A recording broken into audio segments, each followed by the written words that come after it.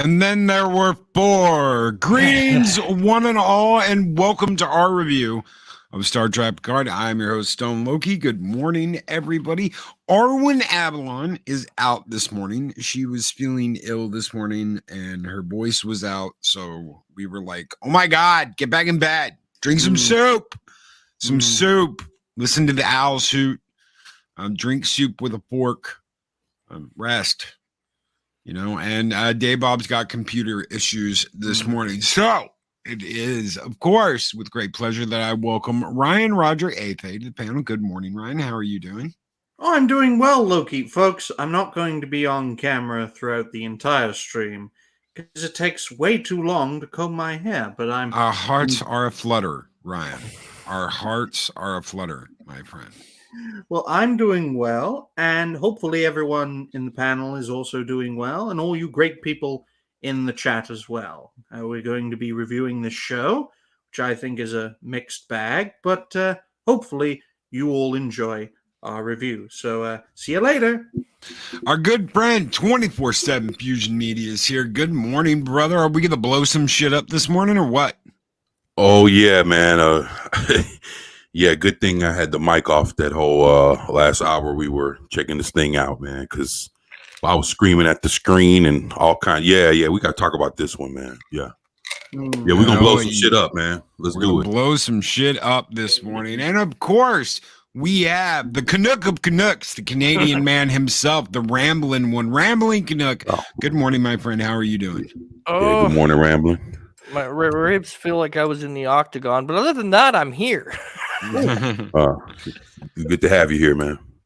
Oh, Dave Bob says he's still working on his PC. Hopefully we can get you on here, brother. Yeah, man. Talk a little bit. First things first, right out of the gate, you see that spoiler ticker down there. Man. If you don't want to know this, leave and come back. And I don't know when, because this is probably going to shock anyone that has not seen this episode. Let me let the cat out of the bag. Kirk lives in Star Trek. Yo, hey man, good thing that damn mic was off, because I was screaming at the screen. I was like, why the fuck y'all beaming 4 fucking people? Well, beam up 5. What the fuck are y'all doing? What the fuck? Okay, so let me explain it to him real quick, and I'll let you go rambling. Okay. Yeah. So they're in Daystrom Station. They're walking past this door. On the door, there is a digital display, and you see a human skeleton rotating around in the digital display. Raffi stops and looks at the display and then walks off. At the top of that display, it says Captain USS Enterprise. As she walks past it, below that, it says James motherfucking Tiberius Kirk. And you hear the old medical music, the old sounds from TOS, from the doctor's, the sick bay. From Bones' sick bay, you hear the sounds, the beating, beating, beating, beating. That means that someone's alive in sick bay. That whoever's in the bio bed, it's the bio bed sound effects from TOS, and you hear that playing as they're walking past this door. But yes, at the top, Captain USS Enterprise.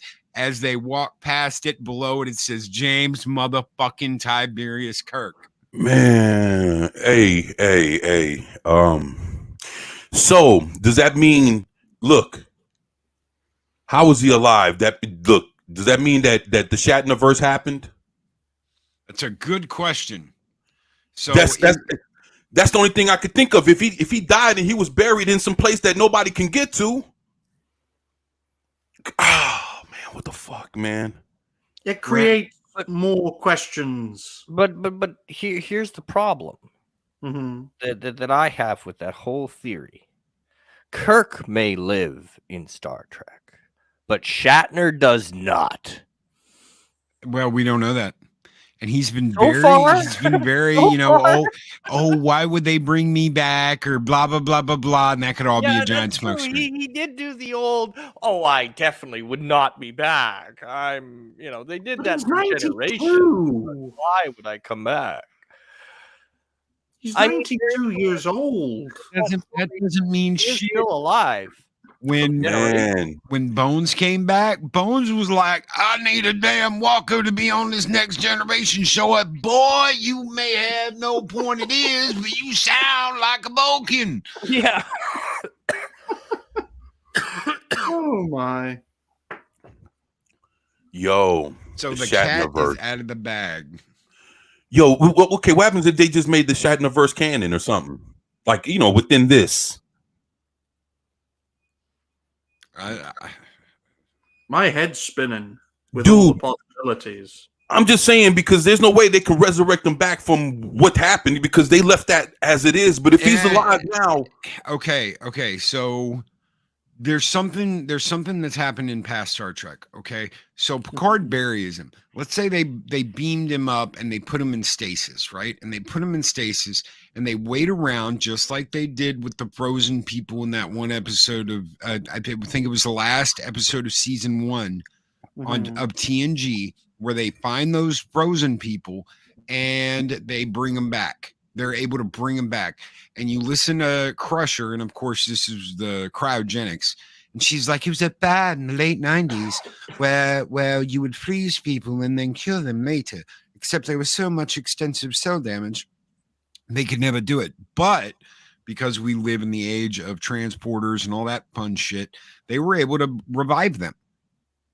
Yeah. So there is precedent. Kirk could come back. And if they do that for Frontier Day, and that's what this big Frontier Day is leading up to, I am going to lose my ever-loving mind. Especially if William he comes warps in the Enterprise. Exactly, because guess what we saw on this episode, ladies and gentlemen?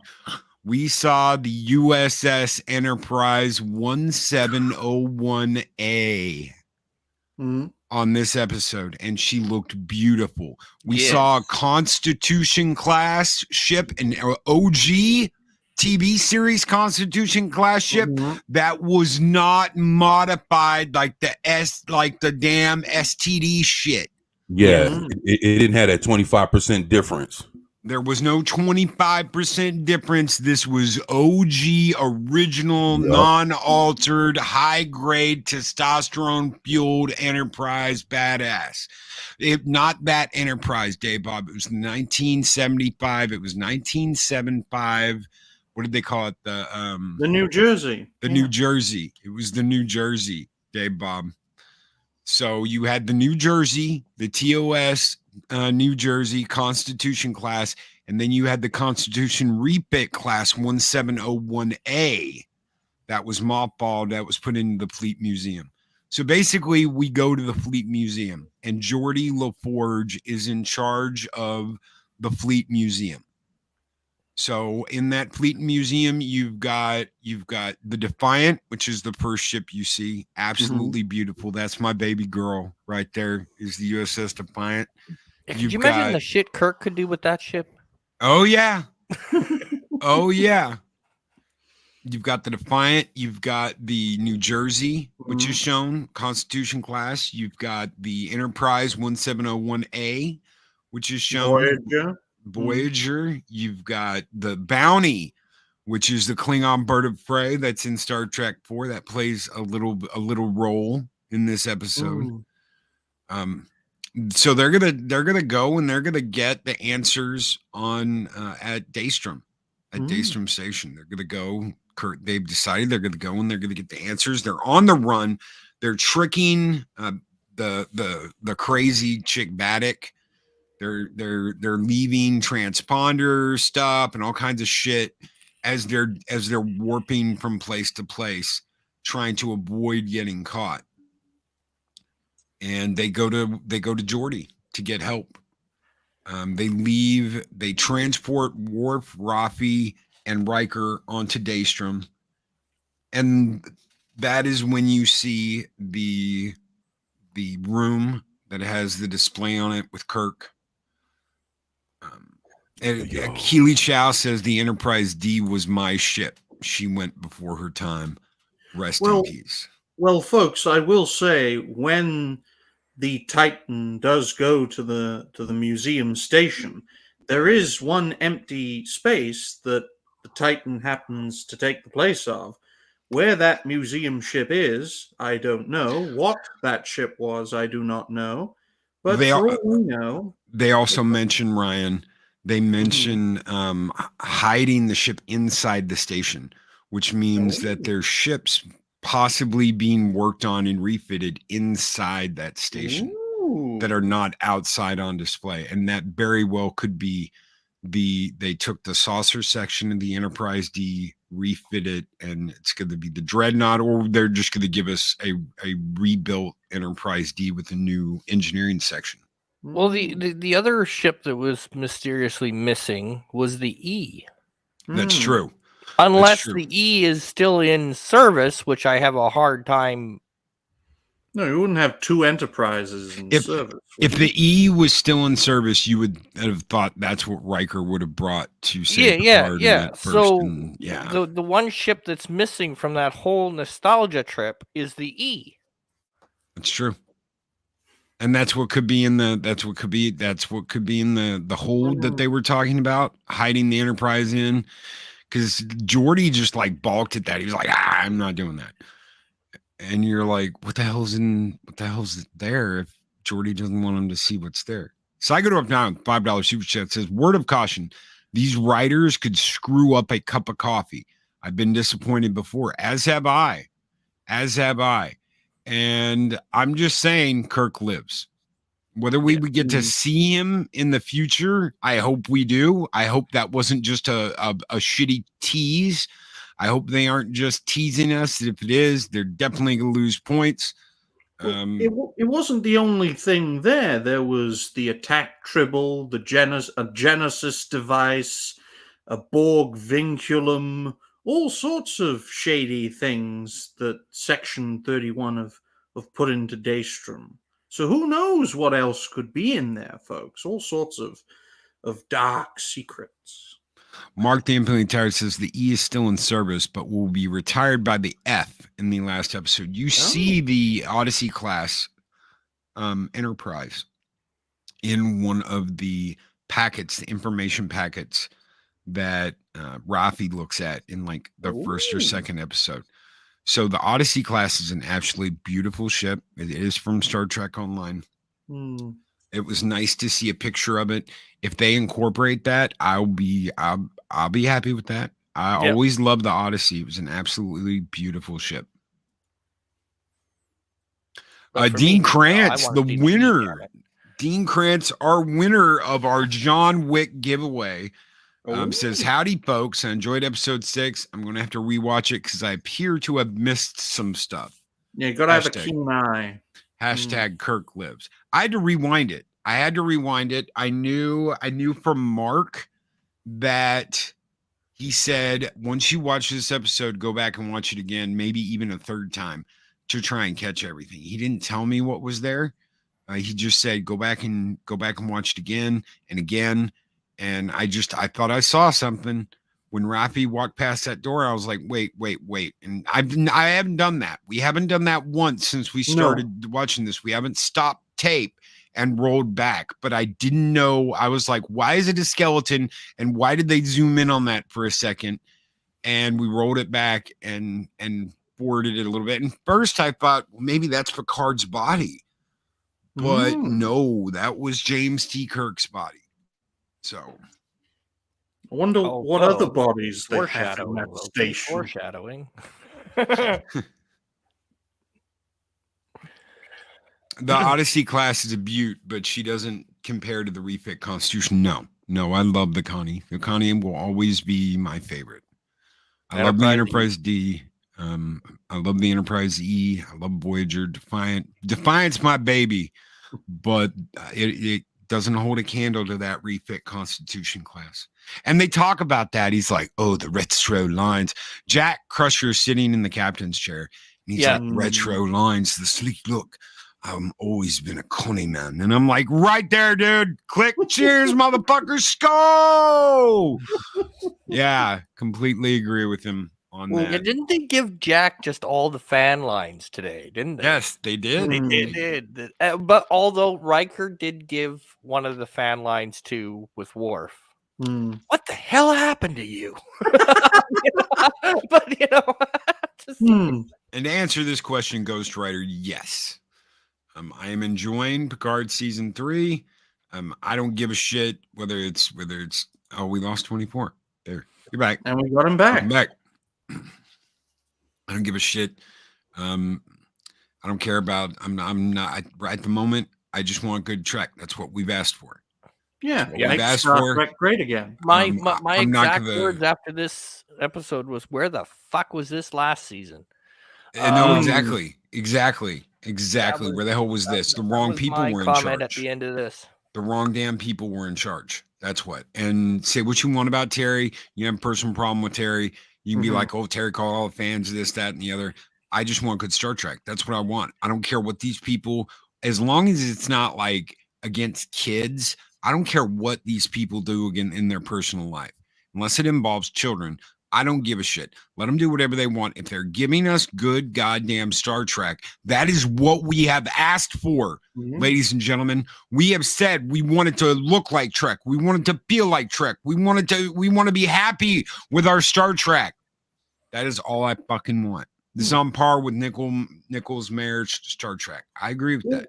I don't think it's as good as Khan. There's some people that are like, oh, this season's blown Wrath Khan out of the water. And I'm like, no, sorry, motherfucker. No, it hasn't. But well, see, Loki, that's a generation thing. That's somebody who wasn't around when that released. Right? It's just like the old, when TNG first launched, the first season of TNG, and the blowback that TNG got.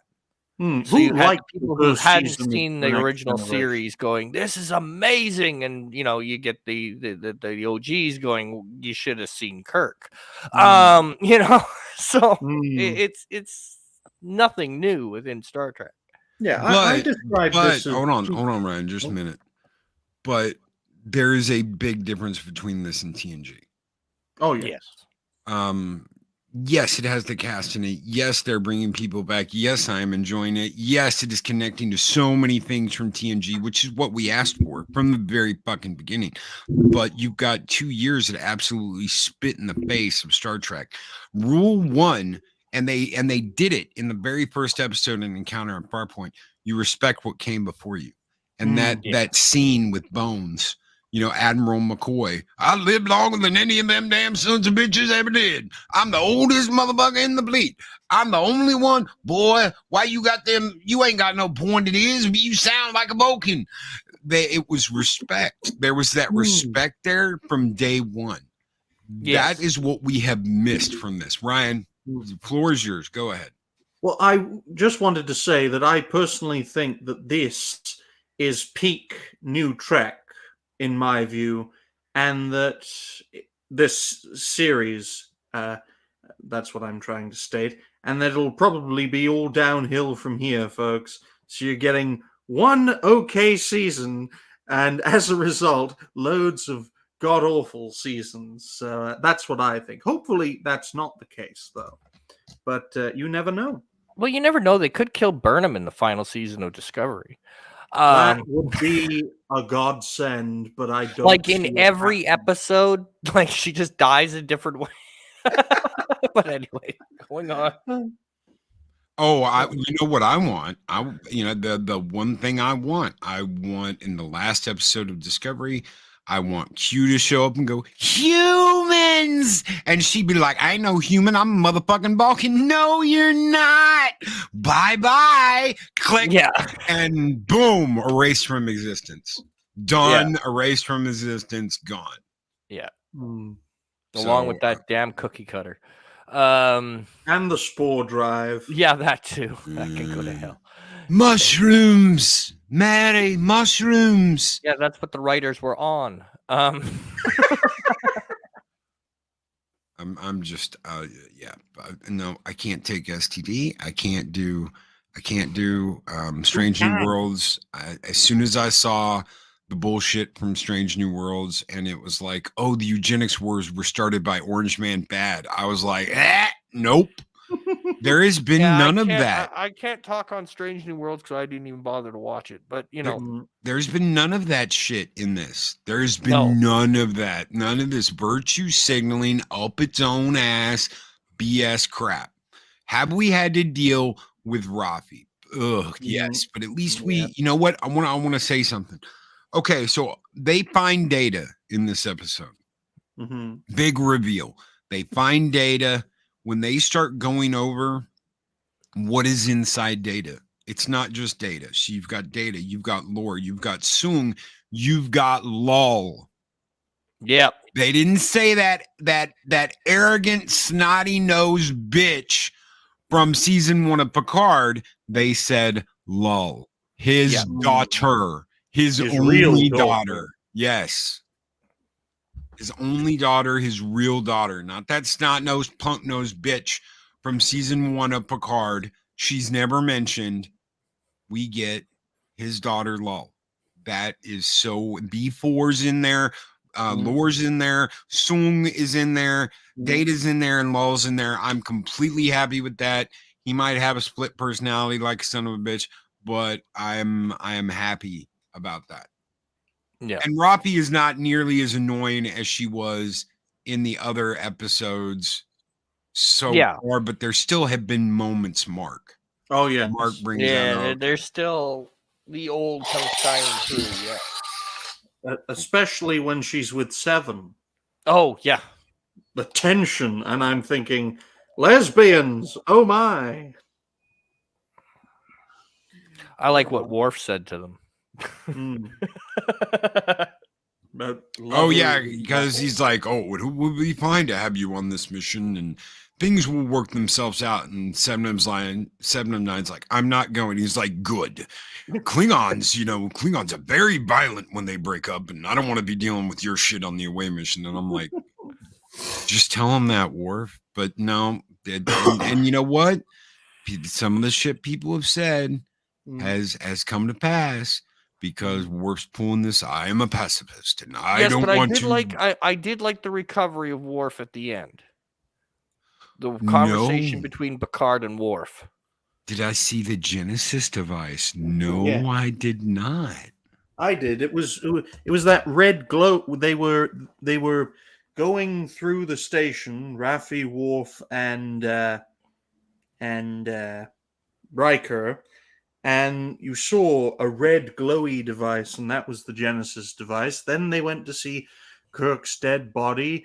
Then Worf saw the attack tribble, and right behind them was a Borg vinculum. All sorts of little bits and pieces, folks. You need a sharp eye to see them. Damn, I missed the. I caught the Borg, but I didn't catch the Genesis device. And we caught Kirk. That was God help me. Okay, so let's go around the room. We're going to start with Rambling Canuck. So far, us being in Daystrom, what did you think about the first half of the episode? I thought it was interesting. There were a couple of moments where, especially in the first half, where I was kind of like, "Oh, fuck off! Don't do this to me." Because I thought they were going to go one way. Thankfully, they didn't with certain things. Jack being one of them. When Jack has the initial conversation with Picard after we find out about his illness. I'm like, oh, fuck, don't tell me they're going to have him for the rest of this show hating Picard. But luckily that doesn't come to pass. But at the beginning of the episode, I'm like, oh, don't do this. No. And I found it interesting, the ones that they chose for the away mission, Riker being one of them, which we found out later why it was Riker. But I won't get to that. So for the first half of the episode, I was intrigued, but little guarded, should we say? Well, one of them isn't dead, Leia. We know Picard's body is dead, but Kirk's body the heart was beating because you heard the medical sounds from McCoy's sickbay. The bing, bing, bing, bing, bing, bing. So Kirk's alive. At least his heart is beating. Well, maybe it's planting seeds for future events, future shows, future cameos. You never know. Well, cameo I could see, but a full show with Shatner, I don't know. No. It's just I've found it very interesting, especially with the first half of this episode, that there are more questions than there are answers, and we're in episode 6 of episode 10. So I did find it to be quite a good start, but we're past the halfway mark. We should be answering questions rather than creating more of them. Project Cambrian is a really good theory here. I'm getting one of those nagging thoughts. Season end, limited budget, one shot at a cameo. Last shot of the season will be a young Kirk. I hear you could use some help. Yeah. 24. What did you think about the first half of this episode? Actually, the way that it started and it just kind of went, I thought it was actually pretty good. It paced itself pretty well. Even with the scenes that things have slowed down a little bit and folks were talking to each other, like Picard's son and 7 and 9. I thought it all flowed very well. And to be honest, you can tell that this dude is really thinking, man. He's not just slapping some shit together that'll make everybody's eyes roll to the point where, it's like we're not arguing about the technical side of this shit. You understand what I'm saying? It's like everybody can see that this guy is really trying. Like hell, you can see from the first 2 seasons of Picard and even STD that there was all kind of shit that was happening technically, and folks that know better about Star Trek was sitting there pointing out all the bullshit. Like, nah, that can't happen. Like, nah, that never happened before. Like, what the fuck is this? What's that? This shit doesn't work like that. When you beam up people, that's not how it works. It's like now, we're starting to see smart Trek, man. It's to the point where we're starting to see shit and we're not questioning the technical part of it, which is actually pretty good, which means that people are more in agreement with this kind of Star Trek, getting its science right by through the facts of the canon. You understand what I'm saying? Yeah, no, I do. I'm glad to see that. Because you could have seen the first 2 seasons and people were like, nah, that's bullshit. Nah. I don't hear people talking that right now. Like, we're not correcting that these people don't know their shit. No, and then there's people that still do not like it and still do not call it Star Trek. And Larry, I do not blame you or would argue with you about how you feel. He says Star Trek continues is Star Trek. But there's something here with what Adega says.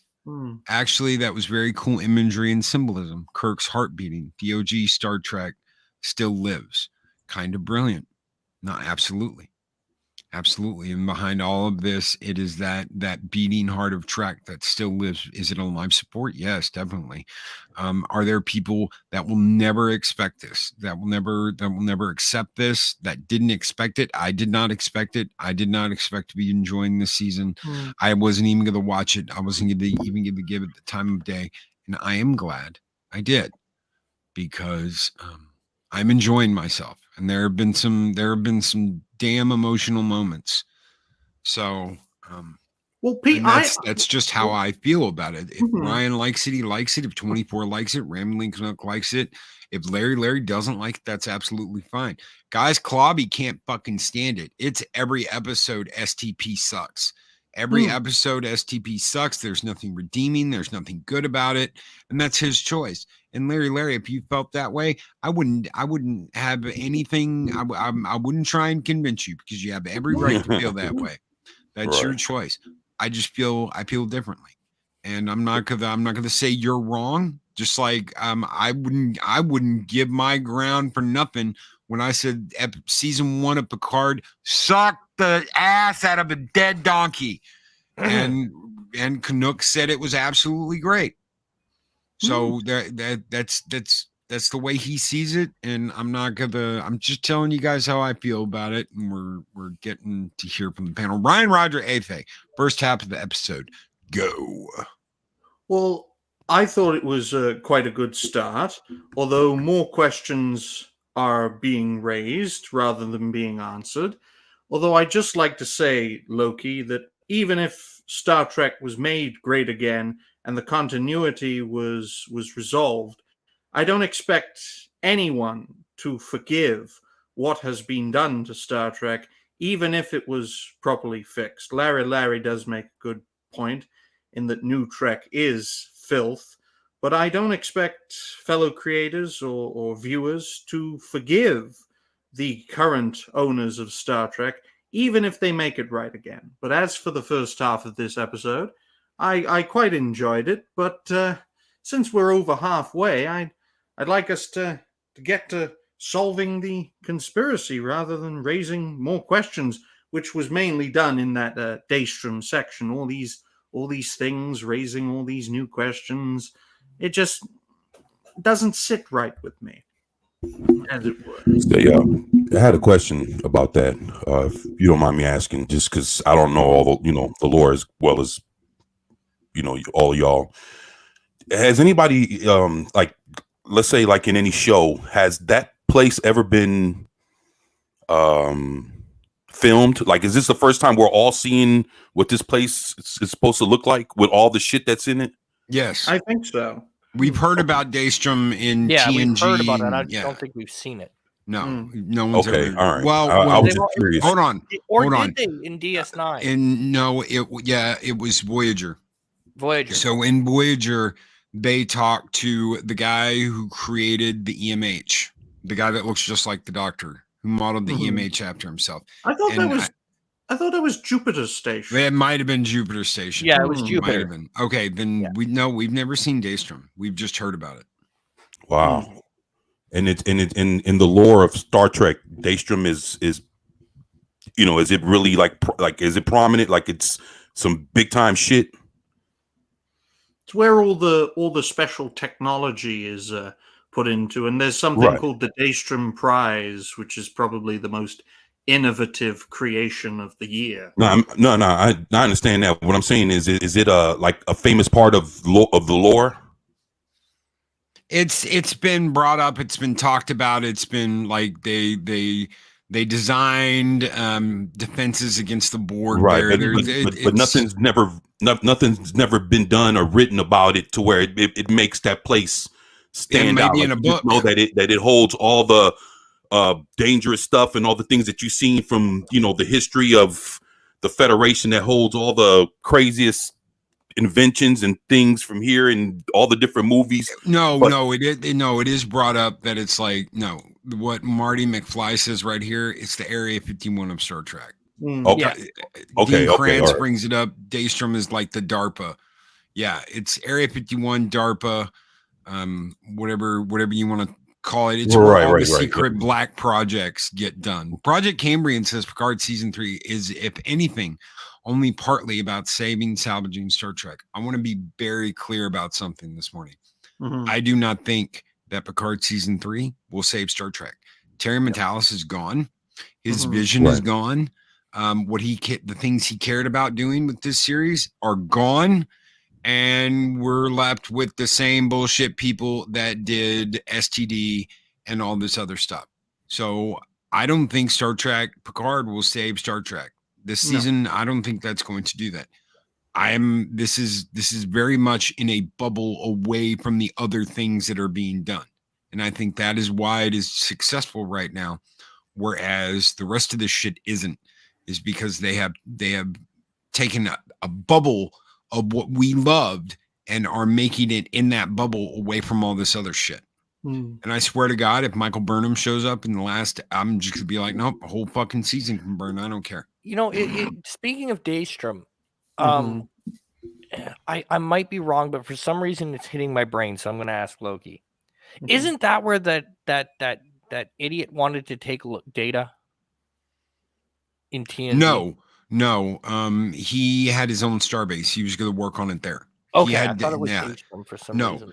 No, Daystrom did get brought up, but because they were working on positronics there, but it wasn't this guy. This guy wanted to beat all the other people trying to work on it, and he wanted to beat it by dissecting Data. And yeah, that's why the measure of a man. Dave Bob brings up Daystrom was the one who invented the Duotronic computer and the M5, not the station, but the guy who the station was named after. So Daystrom, yeah. And funnily enough, Data's model number is like M5 something in this episode. So it's a callback again to TOS. Bruce Maddox, yes. Bruce Maddox is the guy who wanted to rip up Data. He also died in season 1 of Picard, I think. Yeah, I can't say that I. But you guys helped me out with that, man. So I appreciate that. Is that when Picard pretended to be French with like a pirate thing? That's just crazy, man. Yeah, but love how Data referred to himself as The Yes, the M510 model. He's the M510 model Data. A callback to TOS for those paying attention. I want to be very specific here. There are a lot of people that have said that, oh, they're just throwing you member berries. This goes way beyond member berries. This is smart things that are in Trek that you have to know, that's not being hand-fed to you and like, oh my God, look what Spock said that one time at band camp. Yeah. That's not what we're hearing. Calling Data the M510 is at Daystrom Station. You have to know about the M5 computer. Like Dave Bob, you have to watch the original series to connect those dots and realize what the hell is going on. And this you have to know the Star Trek universe to grasp what is being told behind the story. Not just a name. Not just a, oh my God, Spock always said it was logical. No, that is not, yes. This is Roddenberry's. Yes, thank you. Pod Racing Palpatine. Yes, this is Roddenberry's. And you know what? That's why I am enjoying it.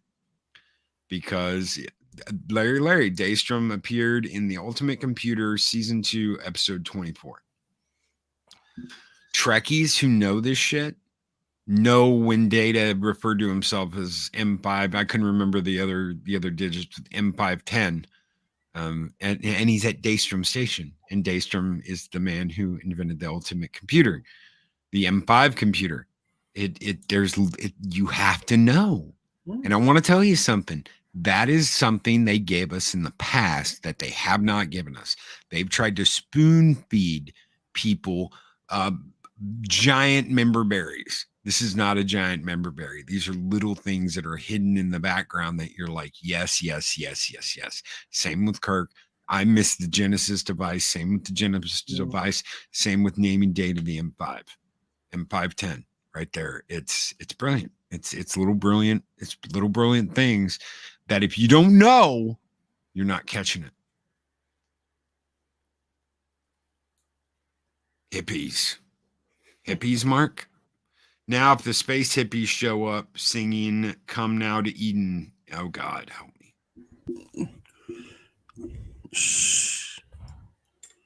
James Dolan was the voice of the M5 computer. The space hippie shit is, I guess as long as they shaking something, I ain't tripping, right? Right. Easter eggs. Thank you. Yes, right there. Easter eggs, not member berries. Those are Easter eggs, ladies and gentlemen. Yes. Thank you, Ghost Rider. I've got a smile on my face now. Yes. Easter eggs. Smart smart things hidden in the background that you got to know or you're not going to know. And maybe one day someone who watches this is going to go back and they're going to watch all these old episodes and they're going to go, oh my God, that's why Data referred to himself as the M510 because Daystrom invented the M5 computer. And their whole fucking mind will be blown. Kind of like something we watched at TNG and then went back and watched TOS and go, holy shit, now I know why they did that. Now I know why they did that. The pieces are there to salvage this franchise, folks. It's a damn shame, though, that the standard of writing is unfortunately through the floor, and those who are responsible for this franchise as producers, as executive producers, they don't grasp what Star Trek means, and it's a damn shame. Oh. Now I need a drink. I got some feedback somewhere. Some what? Some feedback. It's like some mic feedback. I don't know. Good call on the Blues Brothers reference. Kudos, my friend. Kudos. Lion L. Johnson. What was that? Oh, I'm just looking at. Go ahead.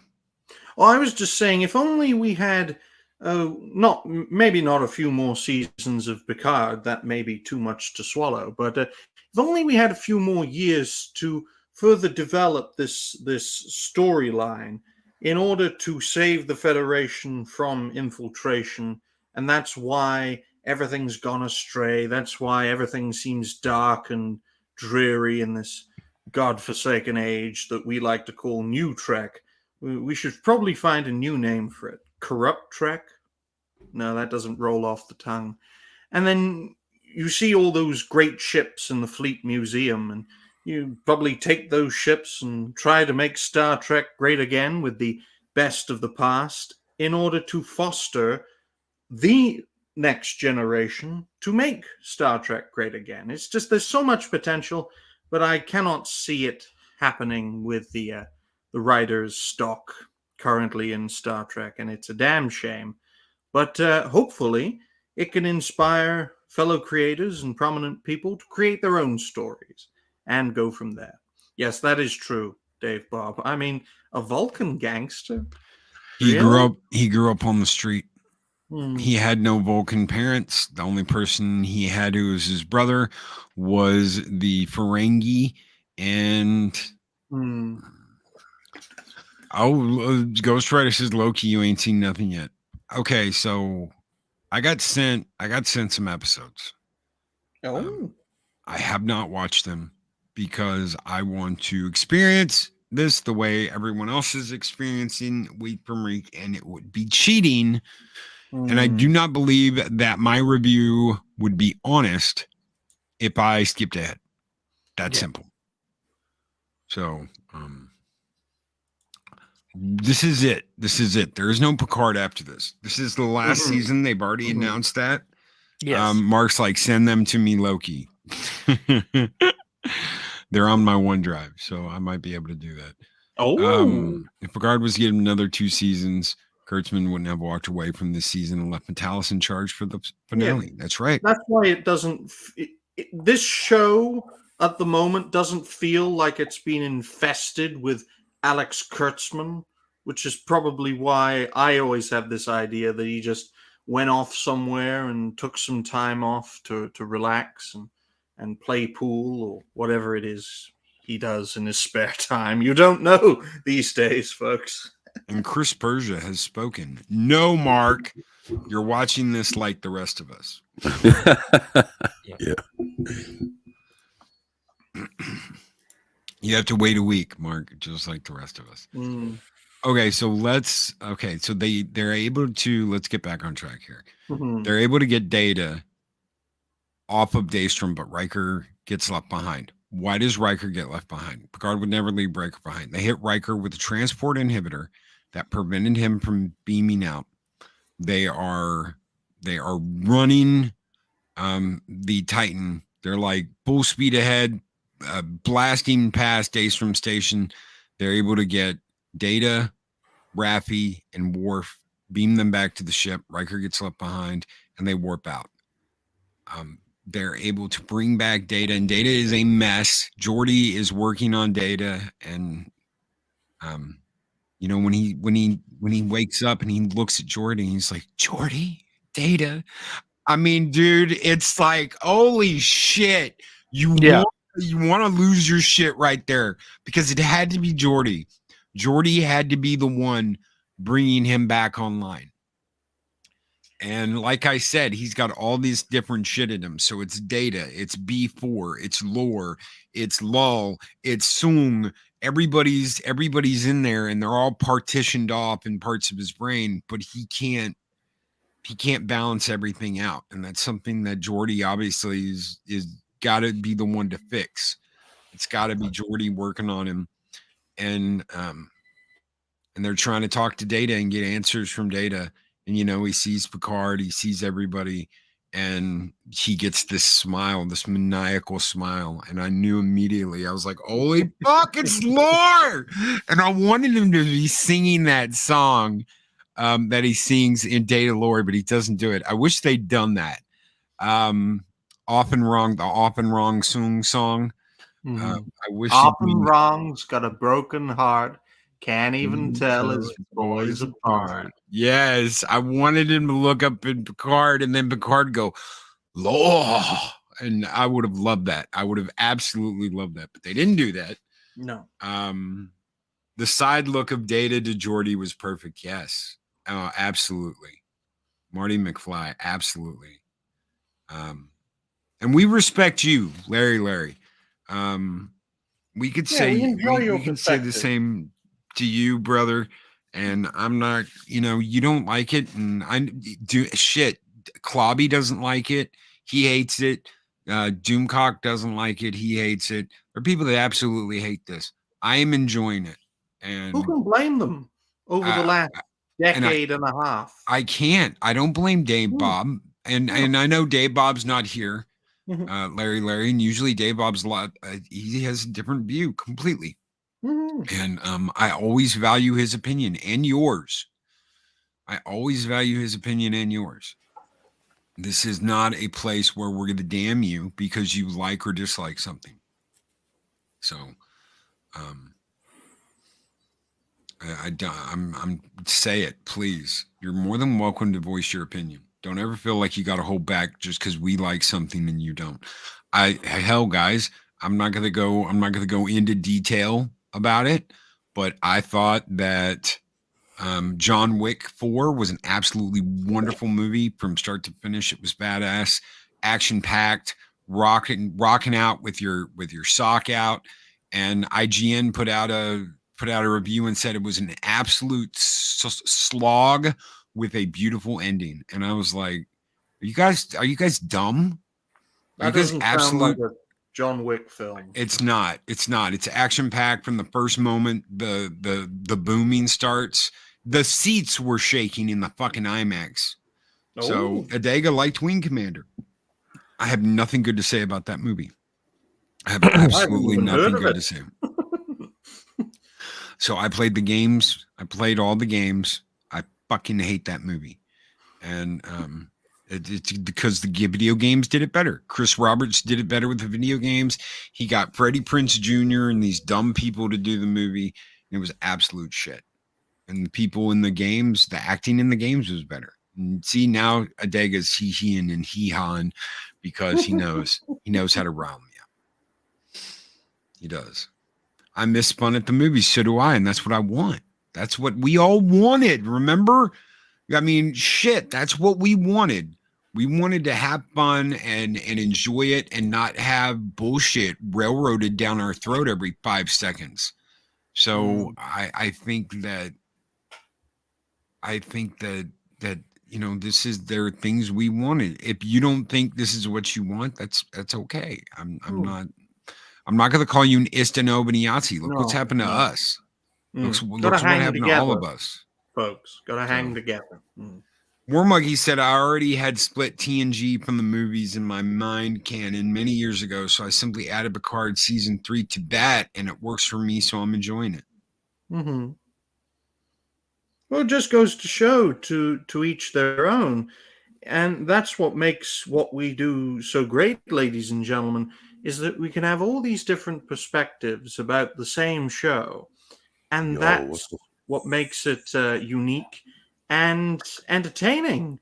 Now, I think that this episode wasn't as good as the last episode, but so long as it maintains its current tempo and answers all the current plot points, I think this season will be a solid season, especially by new Trek standards, ladies and gentlemen. Oh, especially to make up for all that STD. It's called STD for a reason, folks.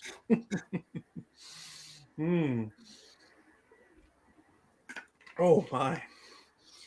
But, no, off the top of my head, don't really have anything more to add in regards to this episode. It's certainly worthy of its namesake, Bounty. Oh, especially right at the end with that little twist, ladies and gentlemen. Oh, I need a drink. I'm speaking too much. You need a drink that bad, Ryan? Oh, yes, definitely. Oh, Marty McFly. No, absolutely. The nerdgasm on the Defiant. No, epic. Absolutely epic. So what I want to know, speaking of nerdgasms, okay, which one was louder? Loki seeing the refit or Ryan seeing Voyager? It was Loki. I thought so.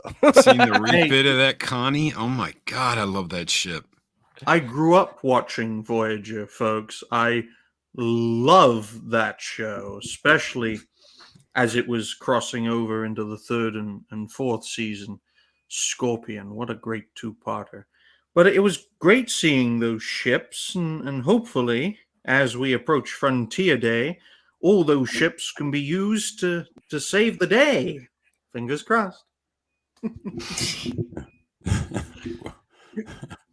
You imagine it though, the Voyager and the Enterprise and the Defiant and all these other ships, the New Jersey as well, taking on all these changeling infested Federation starships, a sort of old Trek versus new Trek, as it were.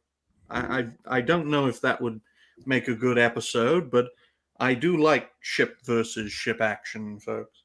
Oh, you hear that? Ryan likes ship on ship action. Wow. Chris Persia said, you know, it was Loki rambling. How did you not hear him in real life? I know I did. Uh-huh. Yeah, just imagine. I'd like nothing more to see the Defiant shoot a hole through one of those New Trek Federation starships. And yes, those classic retro lines, the most beautiful Enterprise of all. No, I love the Defiant. That's my girl. But that Connie, you know what? To quote Picard, there's nothing like your first love. You'd give anything to be back on that ship again. Yes. Markany Draws. What's up, brother? With $10 super chat says, like or hate this season, the most important thing to not do is to label and attack people who do like it as shills or supporting Kurtzman Trek and vice versa. Absolutely. 100%. Absolutely. Markany gets it right there. Boom. That's it. Thank you, my friend, so very much for that $10 super chat. You guys keep the fires burning bright here in Valhalla, and this one is just for you, my friend. SKOL!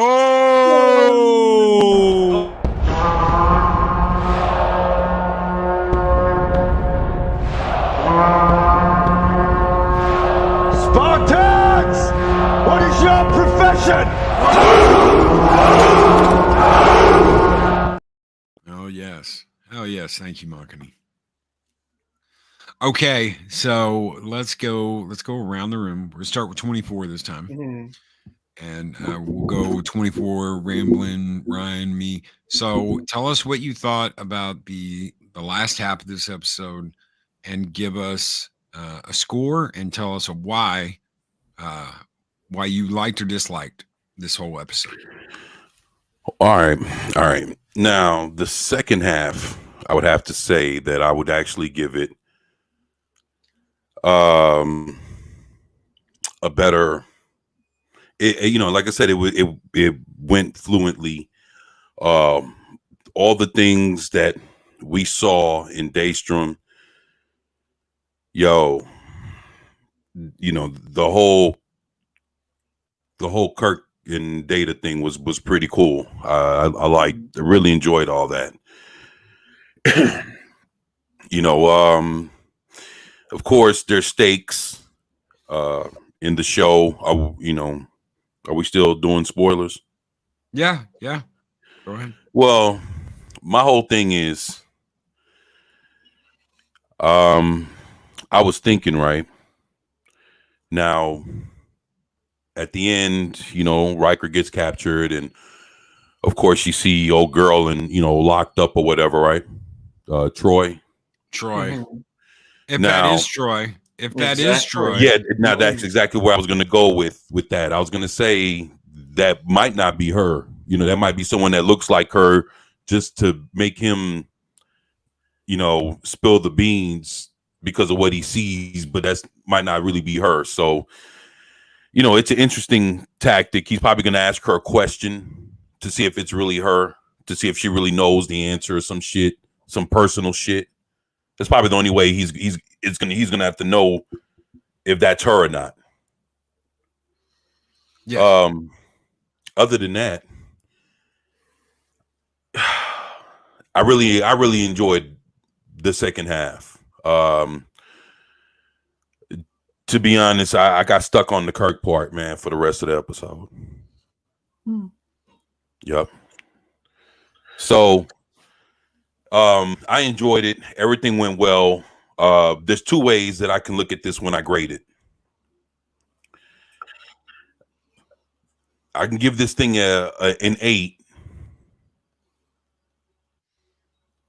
for being as good as it was, or I can give this shit a 2 because they fucking left Kirk back at the fucking at the spot. You know what I'm saying?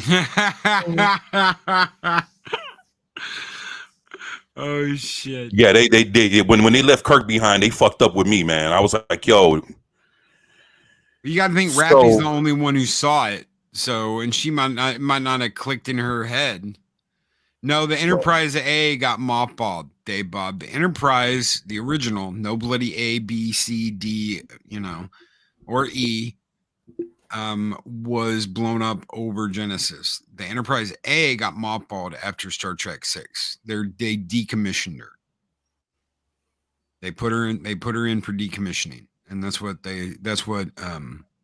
Uhura tells Kirk at the end, word to report to space dock immediately to be decommissioned. They decommissioned the Enterprise A and put her in a museum. Right. Well, so I tell you what, man, I'll stick with the 8, man. It was, like I say, but on the backhand side, it deserves a 2.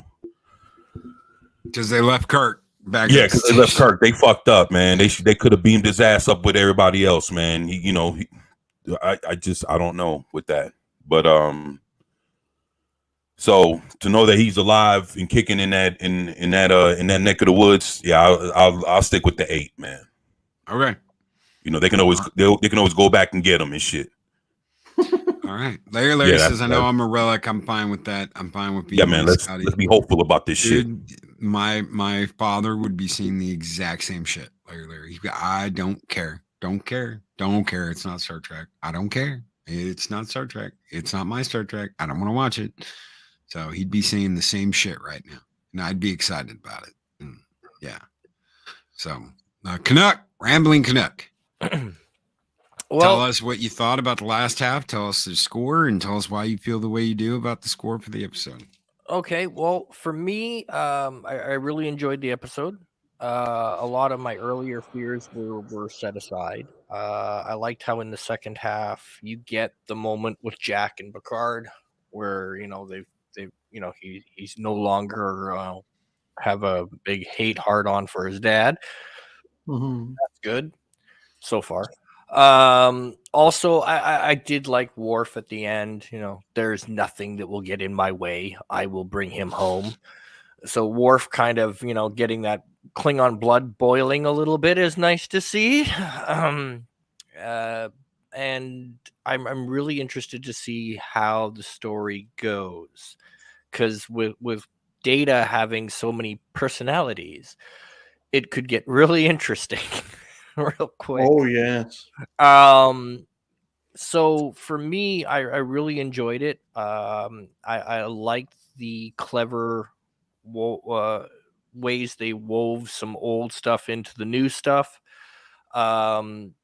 I really enjoyed it, so it's getting an 8 from me. All right. Oh. All right. Brian, tell us what you felt about the second half of the episode, what your score is, and why you feel that way. Well, I think the second half of the episode really did pick up the pace. I thought it was much more entertaining. Seeing Moriarty, seeing how Riker managed to get past that roadblock, as it were, have Riker engage in a firefight and then get captured, and the mystery behind that, as well as how the Titan jury rigs a cloaking device from an old bounty bird of prey, and how they get in and save most of the B plot, as it were. Worf and Raffi and Data, Lore, Lal, Soon, Christ, multiple personalities. So the second half of this episode was much better than the first, although episode 6 didn't really resonate as well with me as episode 5. So I'm going to give this episode a 6. It's not that bad, but it just didn't connect with me in the same way that episode 5 did, of course, with the sacrifice of Ro Laren. So yeah, I'll give episode 6 a 6. All right. Ooh. All right. So I'm going to split the difference with you guys. I'm going to give this episode a 7. I think that it was thoughtful. There's a lot of thoughtfulness. Some of it, I think kind of played out a little bit more than it should, but I had some there were some funny moments, and there was some really cool shit. As soon as I saw the crow, so last week when we were talking about this, I said, okay, one of two things is going to happen. Either Data's going to be the AI on the station, or it's going to be Moriarty. And it just so happened to be both of them. So the first thing you see when the first kind of like the station knows they're there scene you get is they see Riker, and then you get this crow that flies in. And I immediately said, that's Data. Why did I say that's Data? Because of the episode where they have the DS9 crossover and he has the dreams about his dad. He's always the crow in the dream. He's always the black bird that's flying around the ship in the dream. And that's because he's the dreamer. His dad gave him the ability to dream, and because of he gets hit by this device, that unlocks early. And his dad had put this into his brain to where he would be able to experience dreams when he got to that level of consciousness. So as soon as I saw the black crow, I was like, that's Data. And then you get Moriarty, who comes in to defend the station. And Riker has to remember, he keeps hearing these notes. And when he puts it all together, he's like, it's Pop Goes the Weasel, because that's what Data was trying to whistle when in the first episode where they meet. He's trying to whistle dun dun dun dun, dun and Riker finally whistles it, and all the defensive stuff stops, and that's when it lets him in to see Data, because it's Data's mind protecting the station. He's the AI that's protecting the station. So I thought that was really clever and really well put together. I liked Jack and Geordi's daughter working together. I still can't remember her name. God help me. Sydney. Thank you. So Sydney and Jack are working together, and there's a point where they do something they're not supposed to. They steal the cloaking device off of the bounty the bird of prey used in Star Trek 4. And when Geordi comes in, he looks at Jack and he's like, "You stay away from my daughter." And I'm like, "Damn, yes, all right." I'm laughing. I'm having a good time. He's like, "You keep your boy away from my girl, Picard." I'm like, "Yes, okay. I like this interaction." He's like, that ain't happening. And I very well put together, very, very, very respectful to the original cast. I'm digging it, so I'm going to give it a 7. I thought the end was a little sloppy. You get this, oh my God, it's Troy. They've got Troy. Do they really? Or is it just like a hologram? Is it whatever? There's a million things that could be going on. Riker can't believe any of it, but they're going to pull on his heartstrings and they're going to tug on him and he's going to break, or maybe he won't. I don't know. Maybe he'll lie to him, but I can see that. And the sound effect for the Titan cloaking is now the same as the bird of prey. Yes. Absolutely awesome, War Monkey. Maybe they'll literally break him and he'll be sacrificed. You never know. And War Monkey, I agree. That's why it lost another point for me is the Will at the end. I'm like, oh my God. They're changelings and they have a holographic technology and there's all kinds of shit. You can't trust anything you see. You can't trust a damn thing. This one was a 5 out of 10. Some great nostalgic moments, though. Do you see Dave Bob's score? 3.5. No, I'm not surprised. I'm not. I'm not. And that's fine. He can feel that way. I have no problem with that. Right. I kind of miss him today because there's been a lot of positivity, but we need someone to counterbalance that and talk about the things he didn't like about it. We do. We really do. I don't want this to be an echo chamber. And it was dark. There were some dark scenes on it. When they're on Daystrom, it's dark. It's a dark ass station. It was an accusing Deanna. Oh yeah. After just having that wonderful talk with him where they're like, I miss you. And she's like, "Oh, Will, I miss you. And I love you. I just want you to come home. And I'm just glad everybody's safe and get here so we can have another kiddo. Get back home now so we can have another child." And then she's like, "Oh, Will, oh my God, I can't believe you've done all this." And you're like, what the fuck? Turn on the freaking lights. Captain Vandermeer gave it a 3 out of 10. So, and there's people that don't like it. And it's absolutely fine. This one was a 5 out of 10. Best score I can give anything from current Trek is a 6, Dean Krantz. I didn't think I could give it a 6, Dean, before this season. I didn't think I could do that. I didn't think I could give it a 5. I didn't even want to watch it.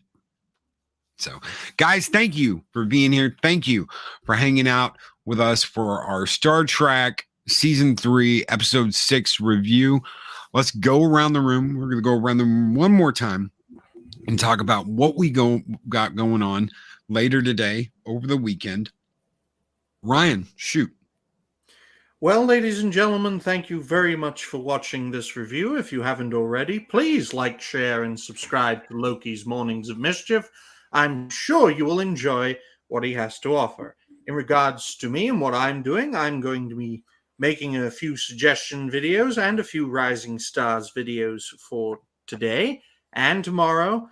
Maybe not Sunday. I might take Sunday off.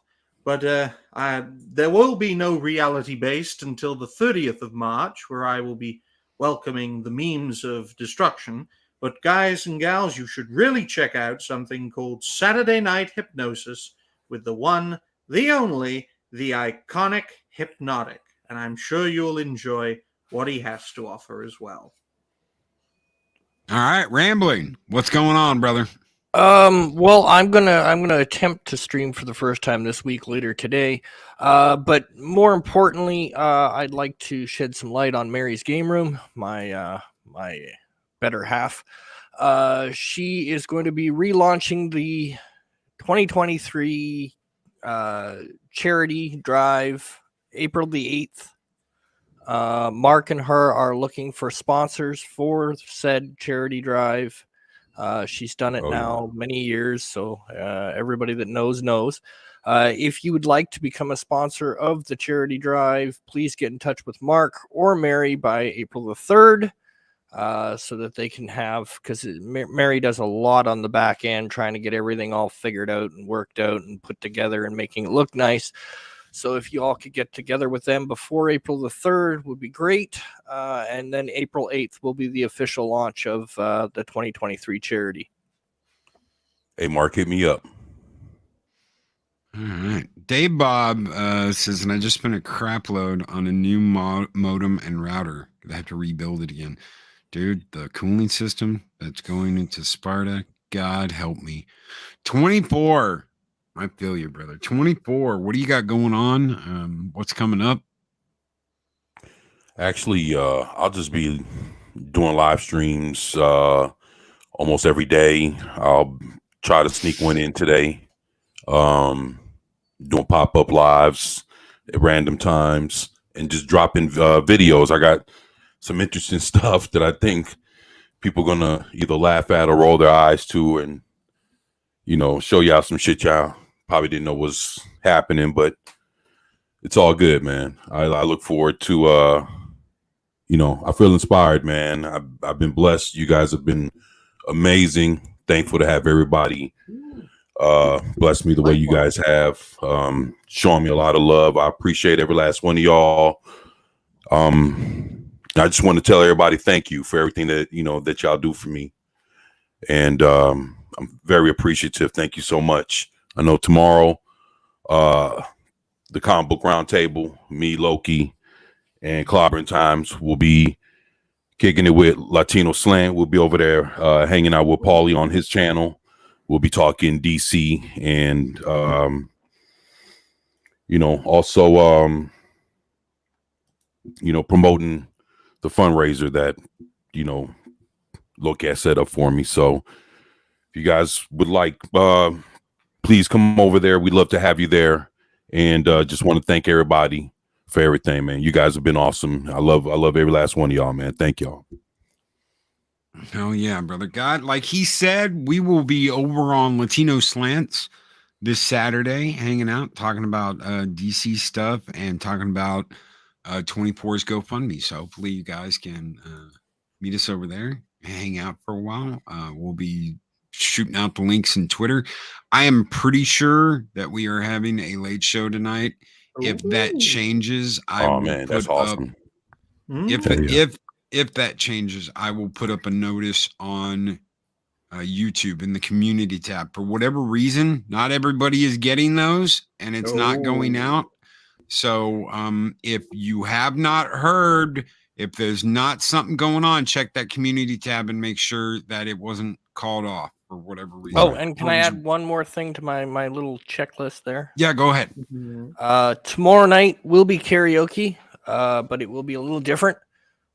Tomorrow night will be Mary's birthday bash. So if you want to come by and say happy birthday, please do. Mary's birthday will be tomorrow, and we'll have a big karaoke birthday smash, and she'll probably be drunk by third round in. So it will be very entertaining. Indeed. Hell yes. All right, guys, make sure you check that out this Saturday night. I know I will be there. I'm not normally there, but I'm going to try my very best to be there tomorrow night. So hopefully I can pop in and maybe even sing a song. Oh my God, Loki sings. Yes. All right, guys, that's it. We're out of here. There ain't nothing left in the gas tank. Take care. Be excellent to each other. Always speak friend to enter. We'll see you guys next Friday for the Picard reviews. Hopefully we'll see you tonight for the late show. Take care, everybody. Bye for now. Yeah.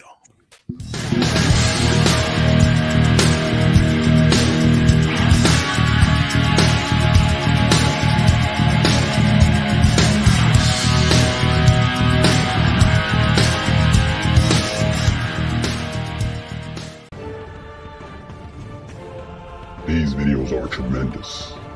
Like, comment, and subscribe, and hammer that notification bell.